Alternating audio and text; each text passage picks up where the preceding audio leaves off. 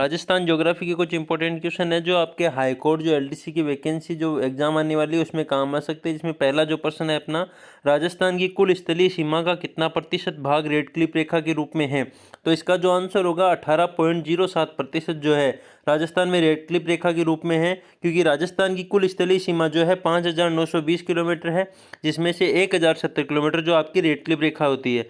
तो इसमें से अगर परसेंटेज निकालेंगे 5,920 में से रेड क्लिफ रेखा का, तो 18.07% जो है अपना रेड क्लिफ रेखा का जो है परसेंटेज आएगा। जो प्रश्न है, राजस्थान के किस जिले में 21 जून को सूर्य की किरणें सीधी पड़ती है? तो उसका आंसर होगा बांसवाड़ा, क्योंकि जो कर्क रेखा है जो 21 जून को जो सूर्य की किरणें हैं कर्क रेखा पे पड़ती है। जो कर्क रेखा है जो 2 जिलों में से निकलती है राजस्थान के, बांसवाड़ा और डूंगरपुर। तो 2 जिलों में से होकर निकलेगी, इसलिए इस प्रश्न का जो आंसर होगा वो अपने बांसवाड़ा हो जाएगा। तीसरा जो प्रश्न है अपने, राजस्थान के 5 सबसे बड़े जिलों का क्षेत्रफल की दृष्टि से सही अवरोही क्रम पूछा है। एक होता है अवरोही क्रम, एक होता है आरोही क्रम।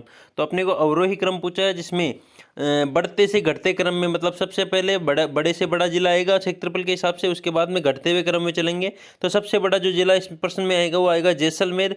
दूसरा जो आएगा अपने बीकानेर। तीसरा इसमें आएगा बाड़मेर।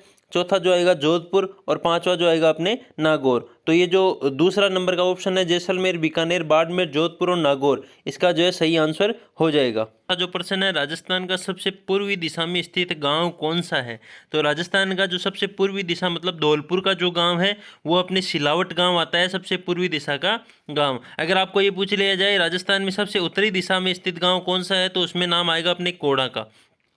कोणा गांव का आएगा उत्तरी दिशा में कोणा। और अब अगर पूर्वी दिशा का पूछ लिया जाए तो आपके सिलावट गांव का, सिलावट जो गांव है उसका नाम आएगा। जो प्रश्न है, राजस्थान के किस क्षेत्र में बालू का स्तूप मुक्त क्षेत्र पाया जाता है?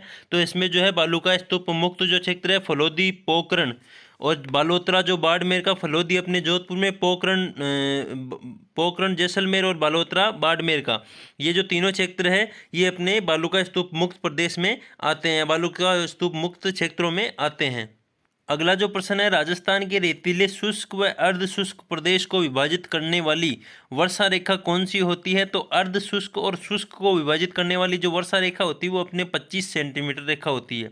बाकी एक अपने राजस्थान को 2 भागों में विभाजित करने वाली जो रेखा है वो 50 सेंटीमीटर रेखा कहलाती है। अगला जो प्रश्न है, दक्षिणी अरावली की निम्न चोटियों की ऊंचाई के अनुसार सही अवरोही क्रम है?